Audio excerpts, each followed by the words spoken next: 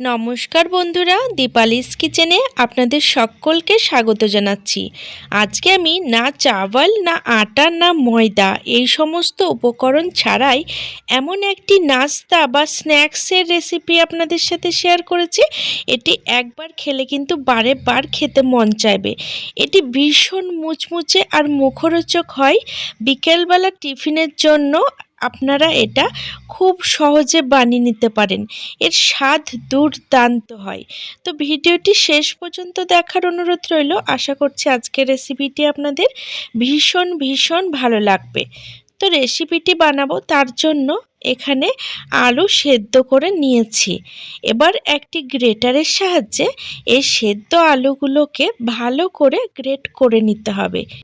খেয়াল রাখতে হবে যাতে আলুর কোনো গোটা অংশ না থেকে যায়। বন্ধুরা, আজকের ভিডিওটি যদি ভালো লাগে তাহলে অবশ্যই একটি লাইক করে দেওয়ার অনুরোধ রইল, কারণ আপনাদের একটি লাইক আমার কাছে ভীষণ মূল্যবান। তো এখানে কিন্তু সমস্ত আলু সেদ্ধগুলোকে আমি সুন্দর করে গ্রেট করে নিয়েছি। এবার এটিকে একটি সাইডে সরিয়ে রাখবো।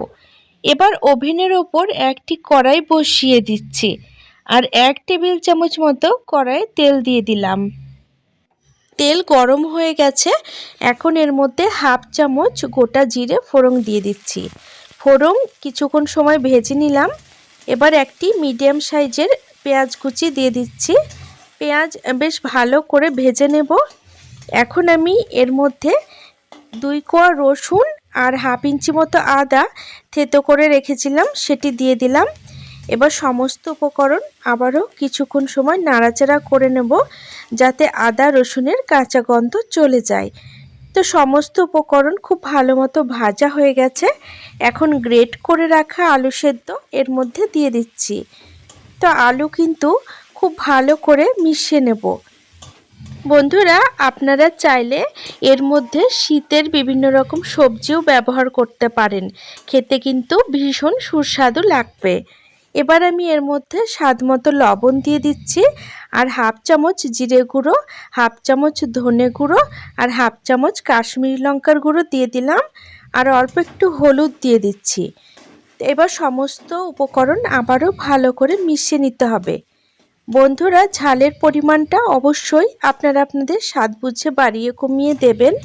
বেশি যদি ঝাল খেতে চান সেক্ষেত্রে এর মধ্যে কাঁচা লঙ্কা কুচি দিয়ে দিতে পারেন। সমস্ত উপকরণ খুব ভালো করে মিশিয়ে নিয়েছি। এবার 12 থেকে 14টা চিনেবাদাম তেলে ভেজে নিয়েছিলাম আর সেগুলো গুঁড়ো করে এর মধ্যে দিয়ে দিচ্ছি আর 1 টেবিল চামচ মতো টমেটো সস দিয়ে দিচ্ছি।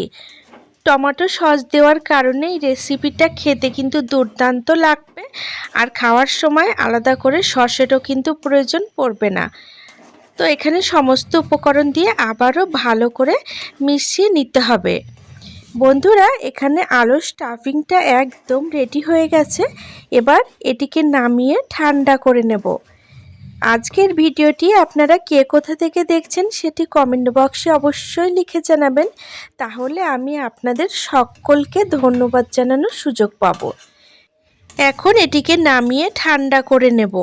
এদিকে ওভেনের ওপর আবারও কড়াই বসিয়ে দিয়েছি আর 1 টেবিল চামচ মতো রিফাইন্ড অয়েল দিয়ে দিলাম। তেল গরম হয়ে গেছে। এবার 1/2 চামচ গোটা জিরে ফোড়নে দিয়ে দিলাম। তারপরে এর মধ্যে 1.5 বাটি মতো জল দিয়ে দিচ্ছি। স্বাদ মতো লবণ আর অল্প একটুখানি চিনি এর মধ্যে দিয়ে দিলাম। এবার বেশ কিছুটা ধনেপাতা কুচি এর মধ্যে দিয়ে দিচ্ছি আর 1/2 চামচ মতো চিলি ফ্লেক্সও দিয়ে দিলাম। এবার সমস্ত উপকরণ খুব ভালো করে নাড়াচাড়া করে দিলাম। এখন যতক্ষণ না পর্যন্ত ফুটে যাচ্ছে ততক্ষণ পর্যন্ত কিন্তু জাল করে নিতে হবে।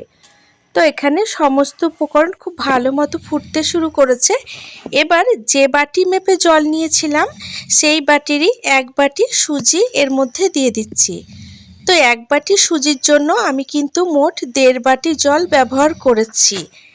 এখানে মিডিয়াম ফ্লেমে বেশ ভালো করে সুজিটা নাড়িয়ে নিতে হবে যতক্ষণ না পর্যন্ত সুজির একটি সুন্দর ডো তৈরি হয়ে যাচ্ছে, ততক্ষণ পর্যন্ত নাড়াচাড়া করে নেব। তো কিছুক্ষণ নাড়াচাড়া করতে করতেই দেখুন সুজির ডো কিন্তু হয়ে এসেছে। এবার এটিকে একটি পাত্রে নামিয়ে ঠান্ডা করে নেব। বন্ধুরা, আজকের ভিডিওটি ভালো লাগলে অবশ্যই আপনারা আপনাদের নিকটবর্তী আত্মীয়স্বজন বন্ধু বান্ধবদের সাথে ভিডিওটি শেয়ার করে নেবেন, যাতে তারাও আজকের এই দুর্দান্ত রেসিপিটি বানানোর সুযোগ পায়। এবার এই সুজির ডো হালকা গরম থাকা অবস্থাতেই খুব ভালো করে মেখে নিতে হবে। এবার আমি হাতে অল্প একটুখানি তেল দিয়ে খুব ভালো মতো মেখে নেব। বন্ধুরা, এই রেসিপিটি বানিয়ে আপনারা বাচ্চাদের স্কুল কলেজের টিফিনেও দিতে পারেন।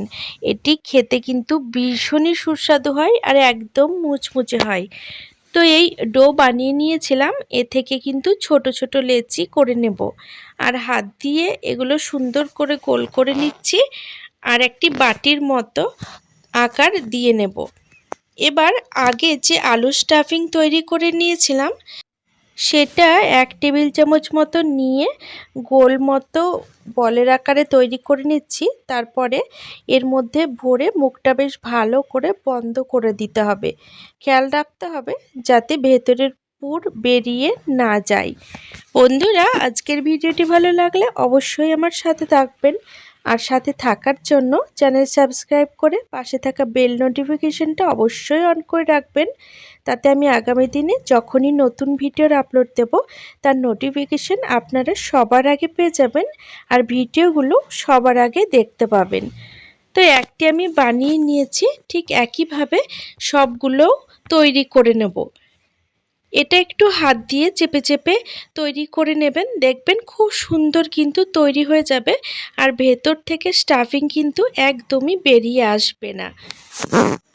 বন্ধুরা, বাচ্চারা কিন্তু কিছু না কিছু নতুন খেতেই চায়, সেক্ষেত্রে আপনারা এই রেসিপিটি অনায়াসে বানিয়ে দিতে পারেন, কিংবা বাড়িতে যদি কোনো অতিথি আসে তাকেও কিন্তু এই রেসিপিটি বানিয়ে খাওয়াতে পারেন। এটি খেলে কিন্তু অনেকক্ষণ পেট ভরা থাকে আর এটি এতটাই মুখরোচক আর মুচমুচে হয় যে একটি খেলেই কিন্তু মনটা ভরে ওঠে। তো এখানে সবগুলো বানিয়ে নিয়েছি, দেখুন কতটা সুন্দর লাগছে দেখতে। তো এগুলোকে এবার ভেজে নেওয়ার পালা। তার জন্য ওভেনের ওপর কড়াই বসিয়ে আমি বেশ খানিকটা রিফাইন্ড অয়েল দিয়ে দিলাম। এবার তেলটা কিন্তু খুব ভালো করে গরম করে নিতে হবে। আপনারা চাইলে এটিকে অল্প তেলে সেকেও নিতে পারেন। আমি কিন্তু একটু বেশি করে তেল দিয়ে ভেজে নেব। সন্ধেবেলায় চায়ের সাথে কিংবা সকালের জলখাবারে এই রকম টিফিন যদি বাড়ির সদস্যরা পায় তাহলে ছোট থেকে বড় সকলেই কিন্তু ভীষণ ভীষণ খুশি হবে।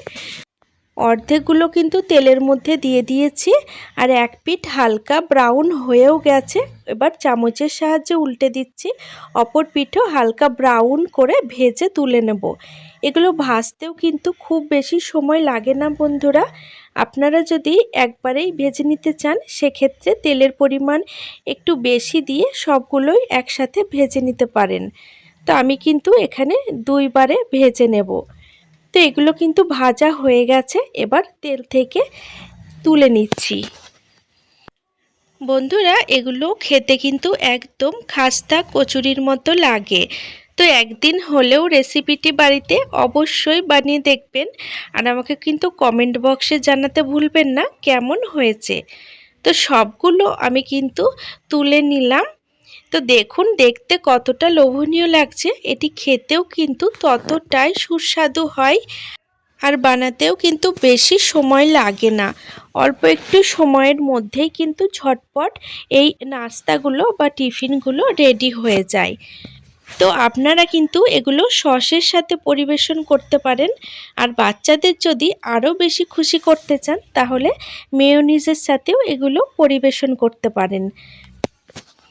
বন্ধুরা, যখনই নতুন কিছু খেতে ইচ্ছে করবে তখনই ঝটপট 1 বাটি সুজি দিয়েই এই রেসিপিটি বানিয়ে নিতে পারেন। 1 বাটি সুজি দিয়ে কিন্তু এই রেসিপিটি বানালে বাড়ির সকল সদস্যদের খাওয়াতে পারবেন। তো রেসিপিটি একদিন হলেও বাড়িতে ট্রাই করুন, আশা করছি ছোট থেকে বড় সবার ভালো লাগবে।